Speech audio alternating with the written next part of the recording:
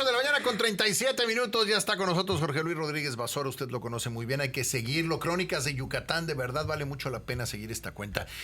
Jorge, bienvenido. ¿Cómo estás? Viridiana, Gastón, buenos días. Qué gusto. Un gusto como siempre. ¿Qué opinas de la respuesta de la inteligencia artificial? Pues que tiene mucha lógica, ¿no? Nuestros principales problemas siempre han sido con nuestras fronteras, o sea, los recursos, la tierra, o sea que sí le veo bastante. Ojalá que no pase. Ojalá así es. Aunque ¿Y yo si le veo sí, más con Guatemala? un Ojalá. Pero bueno. Oye, mi Jorge, a ver, algo muy interesante. Hubo catalanes anarquistas en Yucatán y lo que me pareció más interesante es que estas personas tenían relación con quienes intentaron matar a Porfirio. Cuéntanos un poco de esa historia. Claro, es una historia poco conocida porque la verdad no han, o sea, están apareciendo documentos poco a poco de la historia. Para empezar, ¿qué es el anarquismo, no? Porque escuchas anarquista, anarquismo, ¿qué viene siendo? Es una filosofía no mexicana, viene internacional, que dice no queremos ningún gobierno, no queremos ninguna regulación, que no haya monedas, por ejemplo, que todo sea trueque, o sea, es anarquismo. Es regresar a lo básico. Completamente. Sin lo que funciona, ¿no? Y hubo gente que en 1800, principio de 1900, creía que era la opción ideal. Entonces veían un gobierno como el de Porfirio Díaz, que además no era el gobierno más democrático del mundo. Había mucha represión y decía, queremos eliminar ese gobierno, ¿no? Uno de los atentados, bueno, el atentado que tuvo Porfirio Díaz en 1897, que llegó a golpearlo, es una persona que sí es cierto, dicen que estaba borracha, que tenía aliento alcohólico. ¿En la calle, en la calle, de hecho en un paseo de la Independencia, en 1897, en los paseos, una persona de nombre Arnulfo Arroyo, se acercó, claro que estaba borracho, aprovechó la ocasión, le dio un golpe. Golpeó al presidente. No es que lo haya herido de muerte, no es que haya habido un cuchillo, pero esta persona se identificó como, que estaba borracho, se le identificó como una persona de ideas anarquistas, de este grupo que poco a poco se fue infiltrando en México, en Estados Unidos, en Cuba principalmente. Era un grupo que a lo largo del tiempo hemos podido ver que se trató de una red internacional.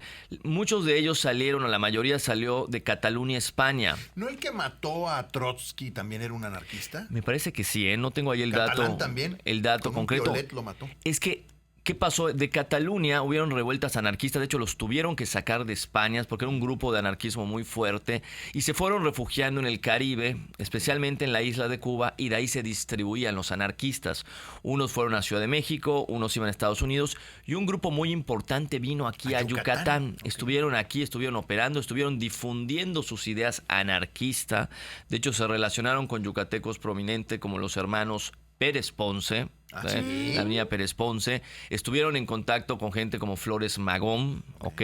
Y estos catalanes pusimos aquí en la imagen de atrás a la prisión, a la expenitenciaría Juárez, claro. porque ahí pasaron temporadas enteras, ¿eh? El gobierno de Olegario Molina, estamos hablando 1907, 1908, el gobierno de Olegario Molina los tenía, ¿qué estás haciendo? ¿Qué estás distribuyendo? Distribuían esas ideas y se han encontrado documentos que desde La Habana había la policía secreta tanto de México como de Yucatán y los cónsules en La Habana mandaban información porque se descubrió que ellos trataban, o al menos decían las cartas, que intentaban planear un complot contra Porfirio Díaz. Querían matarlo, en su idea estaba, queremos matarlo, ¿no? Entonces trataban de detenerlos. Apenas llegaba un catalán aquí a Yucatán, se iban, desde Cuba los estaban siguiendo muy bien, qué estaban haciendo, con quién estaban hablando, reportaban aquí, reportabas en Yucatán, ya llegó tal, este catalán, por ejemplo, hay algunos famosos, por ejemplo, uno de apellido Ros Plana, que estuvo años enteros aquí en la penitenciaría Juárez, encerrado, qué está haciendo. Entonces se hubo esa red y aunque no se les logró enjuiciar por un crimen intento de atentado, ¿de acuerdo? Pero siempre hubo ese temor y siempre se tenían esas ideas de que estos anarquistas en cualquier momento podían lograr ese ¿Y sí cometido. prendía con la sociedad esa idea? Sí, se empezó a distribuir, sobre todo entre los obreros. Recordemos que en ese momento, sobre todo los ferrocarrileros, por ejemplo, que estaban en ese momento, tenían un grupo muy poderoso, empezaron a difundir esas ideas. Aquí también hay que decir que había una mezcla entre los comunistas, socialistas, anarquistas. Por ejemplo, los comunistas no veían muy bien a los anarquistas. O sea, hubo bastante esa pugna de los ideales, cuál es mejor, ¿no?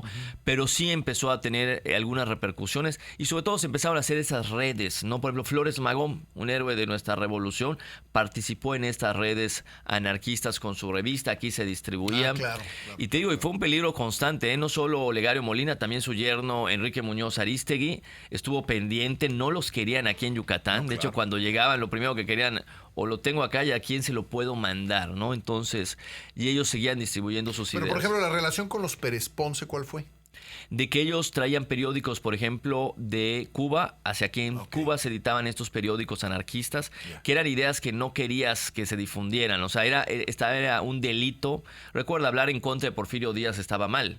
Y ellos hablaban muchísimo en contra de Porfirio Díaz. Entonces, no querían ¿Pero eso. era delito? No había libertad de prensa, no había libertad y se les perseguía a esos, porque te repito, Porfirio Díaz nunca fue el más democrático de nuestros presidentes, no por eso. Y entonces, ahorita lo novedoso es que sí se han descubierto que trataban, o al menos lo han descrito, que estaban tratando un atentado contra Porfirio Díaz, no el de 1897, que sí le dio un golpe, que ese fue como que, Sí, claro, que momentáneo. Fue momentáneo, alguien se tomó las copas. Y que dijeron que era anarquista, no necesariamente lo era O sea, un borracho. no es que sea de esa red, sino tenía esas ideas sí, me queda anarquistas, claro, ¿no? Para que veas qué peligroso eran esas ideas, que hasta el día de hoy muchos gobiernos le tienen miedo, ya están muy mal vistas. ¿Cómo sería un anarquista hoy en día? Pues sería muy raro decirlo, porque para empezar, si no quieres control, pues no quieres usar redes sociales, no tendrías tus identificaciones de gobierno. ¿Sí me explico? Bueno, claro. Bueno, pero con eso no tienes opción, no ¿no? usarías dinero. O sea, sí. es muy incompatible ser anarquista hoy en día. Al gobierno, ¿no? Es Totalmente, el que nada nos- de control.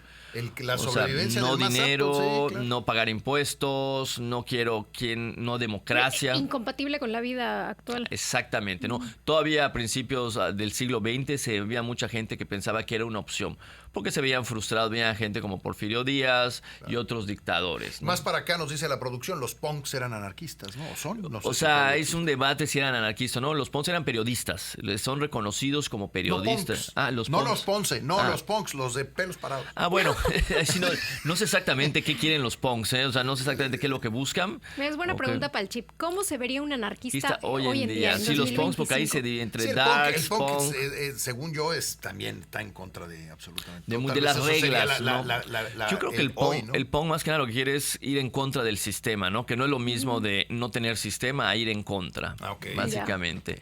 Oye, perdón, voy a nada más para hacer la aclaración. Ramón Mercader fue el que mató a Trotsky, pero no era anarquista, era español, obviamente mandado por Stalin, ¿no? Nada más hacer la aclaración por lo que decíamos hace rato. Sí, pero no lo dudaría, porque los anarquistas, te digo, estuvieron por toda fue una red tenía esa idea y de que contribuyeron Mercader en era- Estados Unidos también. De hecho, Flores Magón estuvo en Estados Unidos con estos anarquistas y bueno, se fueron difundiendo y aquí en Yucatán, como siempre, base de operaciones, salían de Cuba, venían para acá, aquí estaban en una estancia, unos iban a Veracruz, llegaban a la Ciudad de México, entonces muy vigilado este grupo y digamos red internacional. ¿Y qué fue de ellos aquí? ¿Ya con el tiempo desaparecieron? Desaparecieron ya, la verdad es que les perdimos la pista porque nosotros a través de cuando entraban aquí a la penitenciaría, pues hay los expedientes y poco a poco fueron desapareciendo. ¿Y esos expedientes existen? Sí, se pueden consultar. Qué Sí. interesante. Igual las cartas de los cónsules en Cuba, porque desde Cuba tenían que tener, ahí era una red de espionaje interesantísimo, ¿no? Como desde en México les decían a los cónsules en Cuba, a los cónsules en Nuevo León, chequen a estas personas. Cuando lleguen los barcos y veas que aparece tal persona, porque antes se anunciaba, llegó tal barco y vino estas personas. Como hoy, ¿no? Hoy pasa, el gobierno sabe perfectamente Bueno. bien quién viene en cada avión que llega, ¿no? Pero antes hasta en los periódicos se publicaba, llegó tal barco de Progreso, Yucatán, y vinieron estas personas. O viceversa, llegó el vapor tal de Nueva Orleans y trajeron a estas, entre otras personas. Sí, o Entonces, trajeron estas mercancías. Ahí está Mercader, agárrenlo. Exactamente. Mira qué interesante. Y entonces apareció, ya no tenemos nada más. Ya lo tenemos, todo termina pero cuando. formaron parte de esta. Después ya cuando llega la revolución, recuerda que Porfirio Díaz se va, llega la revolución con Madero, empieza la revolución, ya se logra consolidar el Estado mexicano, ya esta represión ya no es tan fuerte, Claro. ¿ok? Y desaparecen estos informes, pero queda la constancia de que aquí estuvieron conspiradores de esa red que intentaba, o al menos eso lo dicen los documentos, matar a Porfirio Díaz, y por eso estaban muy bien vigilados. Ok, fíjese qué interesante. ¿Qué tal? Y por aquí pasaron. ¿Cuánta cosa ha pasado en Yucatán de veras? Es que estamos en la península, es el Golfo de... Sí, Aquí. totalmente. Oye, Jorge, pues como siempre, muchas gracias. Un gusto como siempre. Bueno, pues ahí lo tiene Jorge Luis Rodríguez Basora. Sígalo, Crónicas de Yucatán. De verdad vale mucho la pena.